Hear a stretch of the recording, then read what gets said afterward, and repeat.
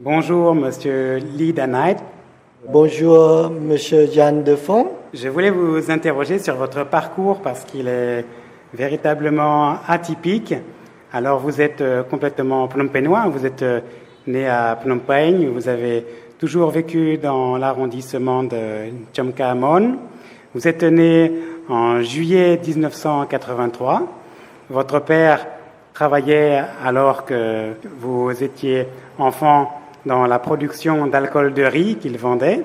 Votre mère était femme au foyer. Vous avez déménagé en 1995, mais vous êtes resté malgré tout fidèle à l'arrondissement de Tchomka-Mon de Phnom Penh. Vous aviez 12 ans. Vous avez suivi d'abord votre scolarité en primaire à l'école de Chatomok.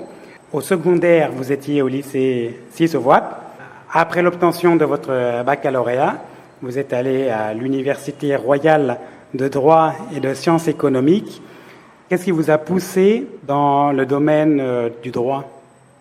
Après avoir obtenu baccalauréat, la plupart essaient de choisir le domaine qui avec plus d'opportunités, comme le domaine qui nous permet d'obtenir un bon travail après l'étude.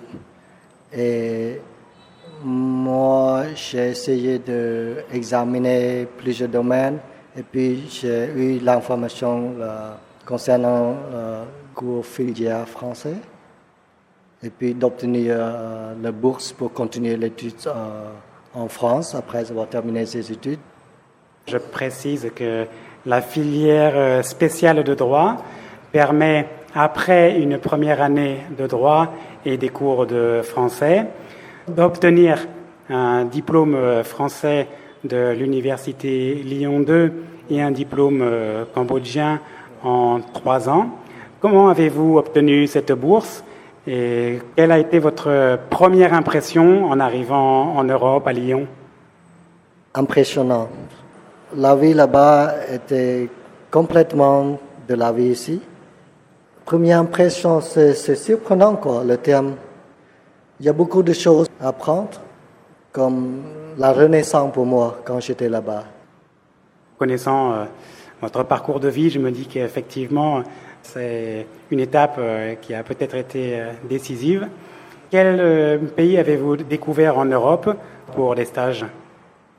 Pendant mes études là-bas, j'ai profité pour faire le stage dans des organisations internationales, dont il y a les grands pays comme Pays-Bas, La Haye, Genève en Suisse, et puis Lyon, France. Vous avez fait 2 stages, l'un à La Haye et l'autre à Genève. Pouvez-vous nous en parler un peu plus? J'étais stagiaire dans le domaine gestion des ressources humaines. Je m'occupe qui concerne le recrutement dans les organisations internationales. Aux Pays-Bas, à La Haye, j'étais là-bas plus de 6 mois. Donc, j'ai eu l'opportunité de découvrir la vie là-bas un petit peu. C'est un peu différent de la France. La manière où les Hollandais vivent là-bas, et le paysage, la nature, c'était magnifique. Alors, vous étiez donc intéressé par le travail dans des organisations internationales. Est-ce que vous auriez aimé aller plus loin et devenir salarié, par exemple, de l'ONU ou de l'ASEAN ou autre? À l'époque, oui, quand j'ai commencé mon carrière, c'est comme le premier stage à la Cour pénale internationale, c'est comme mon première expérience. Et puis, j'ai commencé à penser aux carrières internationales comme fonctionnaire dans l'organisation internationale ou les organisations des Nations Unies. Mais avec le temps, ça change. Qu'est-ce qui vous a fait repartir après vos études? En fait, j'ai terminé un master et puis j'ai continué un autre master. Et puis, c'est pour ça que j'ai 2 diplômes, un en droit social, master en droit social, et un en droit gestion des ressources humaines dans le service public. Après, je continue au Canada, en fait. Fin d'année 2010, je suis allé là-bas en tant que travailleur qualifié. Comment avez-vous postulé pour aller au Canada et qu'est-ce qui vous a poussé à faire cette demande? Une vie plus agréable, stable. Donc la vie en Europe ne vous convenait pas? J'étais étudiant là-bas. En fait, le marché du travail en Europe ou en France est très étroit pour les étudiants internationaux. Et il y a plus d'opportunités au Canada. Ils ont un programme qu'on dit travailleurs qualifiés. Ils essaient de collectionner les ressources humaines, les gens avec des diplômes, des expériences pour travailler, pour construire la nation. Ouais.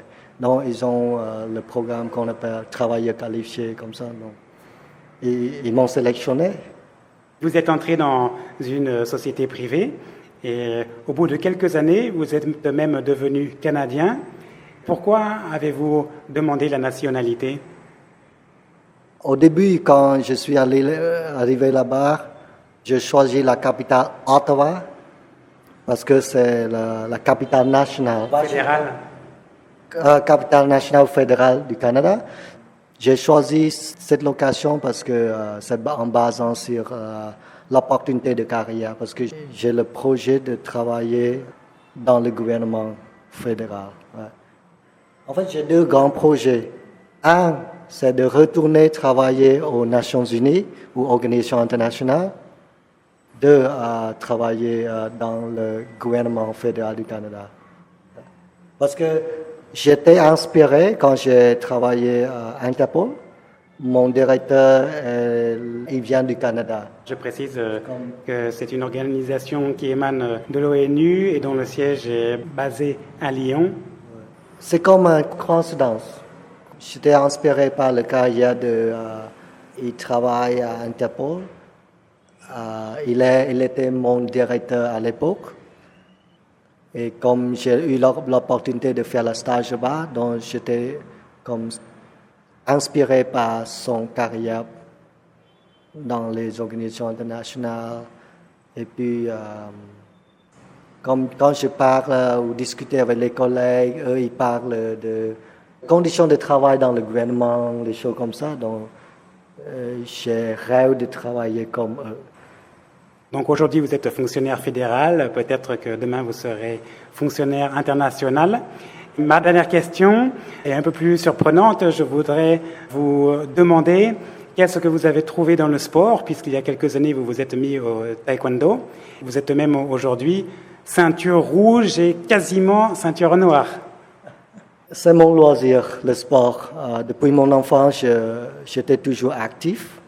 Quand j'arrive là-bas, j'ai pris du temps pour aller au gym, jouer basketball, volleyball, prendre un peu de temps.